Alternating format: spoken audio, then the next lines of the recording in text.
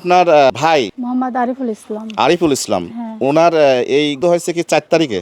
হ্যাঁ 4 তারিখে বর্তমানে ওনারা ঢাকায় চিকিৎসাধীন আছে। হ্যাঁ। আপনার আব্বা আম্মা সবাই ওখানে আছে। 6 তারিখে ও কত হয়েছে? 4 তারিখে, হ্যাঁ 4 তারিখে। অনেকগুলোই লাগছে, মানে যারা গুলো লাগছে অনেক, আর হচ্ছে এগুলি লাগছে দুই লাগাছে পাবনাতে। হ্যাঁ।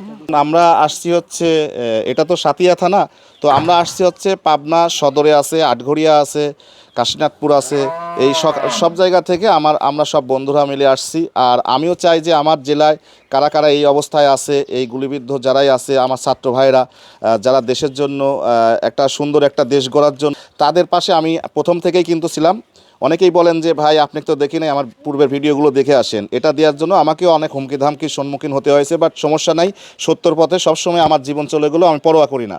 যাই হোক, এখন আমার বন্ধুরা সবাই মিলে আমরা আসছি, আর হচ্ছে আপনার ভাইকে আমাদের জায়গা থেকে চিকিৎসার জন্য সহযোগিতা করব। আর এটা হচ্ছে আমার, ওয়ালাইকুম সালাম, আসেন। এটা হচ্ছে আমরা এটা দিচ্ছি হচ্ছে আমাদের বন্ধু গ্রুপের একটা মানবিক একটা ফান্ড আছে, এই ফান্ড থেকেই আমরা যতটুকু পারি সবাইকে যতটুকু পারি মানে পর্যায়ক্রমে আমরা দিয়ে থাকি। তো সেই সূত্র ধরেই আর কি আমার যেহেতু আরিফুল ইসলাম না, আরিফুল ইসলামও আমাদের ভাই, তো সেই সূত্র ধরে আমরা ভাইরা সবাই মিলে আসছি। এই বৈষম্য আন্দোলনে ছাত্রদের যে আত্মত্যাগ, তাদের যে এই যে সাহসিকতা, এরকম কিন্তু মানে সারা বাংলাদেশে যে তারা যা করে দেখাইছে সেটা একটা নজিরবিহীন ঘটনা। ঠিক আছে, তো আমরা অনেক খুশি, আমরা তাদেরকে স্যালুট জানাই, সাধুবাদ জানাই। তারা স্বাভাবিক জীবন আবার ফিরে আসুক, ফিরে আসে দেশটাকে সুন্দরভাবে সবাই সম্মিলিতভাবে দেশটা গড়ে তুলুক, তাহলে আমাদের সুন্দর একটা সোনার বাংলাদেশ হবে। আমরা পাবনা থেকে আমরা বন্ধু বান্ধব যারা আমরা আছি, যারা এখানকার, তারা আমরা চেষ্টা করতেছি এইরকমগুলো, এবং এরকম যারা অনেক আর্থিকভাবে অচ্ছলতা, তাদেরকে একটু চিকিৎসার জন্য যতটুকু পারি আমরা আমাদের পক্ষ থেকে চেষ্টা করতেছি। আমি দোয়া করি তার একটা সুন্দর সুনিশ্চিত জীবন হোক, সে ভালোভাবে স্বাভাবিকভাবে ফিরে আসুক, এটা আমাদের কাম্য। ধন্যবাদ ভাই।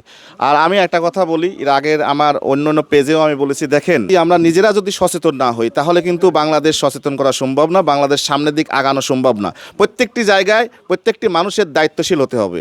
আমাদের নিজেদেরকেই প্রত্যেকটা মানুষ, আমরা বাংলাদেশি যারাই আছি সবাইকে মন থেকে দেশটাকে ভালোবাসতে হবে, তাহলে আমাদের দেশটা পরিবর্তন হওয়া সম্ভব। আমরা যতই গভর্নমেন্ট চেঞ্জ করি, যদি নিজেরা পরিবর্তন না হই তাহলে বাংলাদেশ চেঞ্জ হবে না। আমি সবসময় এই কথাগুলো বলি।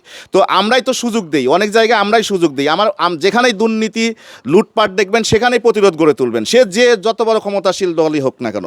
আমরা চাই যে সবাই মিলে দেশটাকে ভালোবাসি। মেঘ, আকাশে প্রচুর মেঘ, কিন্তু আর কিছু বলবেন? হ্যাঁ, না বসবো না। হ্যাঁ, তার সুচিকিৎসার জন্য যেভাবে আর্থিক যে যদি কোনো কিছু প্রয়োজন হয়, আমরা আপনাদের কন্ট্যাক্ট নাম্বার আমাদের কাছে আছে, যোগাযোগ থাকবে। আমরা পরবর্তীতে আরো বেশি কিছু করার চেষ্টা করবো ইনশাল্লাহ। ঠিক আছে, তো আমরা সবাই মিলে, আমি সহ আমরা সবাই মিলে কিন্তু আমরা আসছি এখন যতটুকু পারি। হ্যাঁ, গুণা লাগবে না, আপনি এটা দেন। কার কাছে দেবো? আপনি কি দাদা হন না? হ্যাঁ, এটা নেন। এটা হাতে নেন।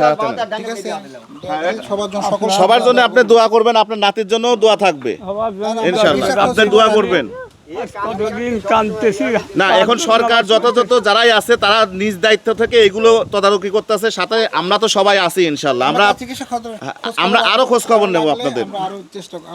আর একটা কথা বলি, আমাদের পাবনায় যারা আছেন আমাদেরকে জানাবেন যে এইরকম অবস্থা আর কোন ভাই আছে। আমার জায়গা থেকে, আমার বন্ধুদের জায়গা থেকে কিন্তু আমরা সেই জায়গায় পৌঁছে যাবো। ভাই যখন বললো যে ভাই এইরকম অবস্থা এই জায়গায়, আমরা এই জায়গায় আগে যাই, তারপরে আমরা অন্য জায়গায় যাব, সেই সূত্র ধরে আমাদের সাথে আসা।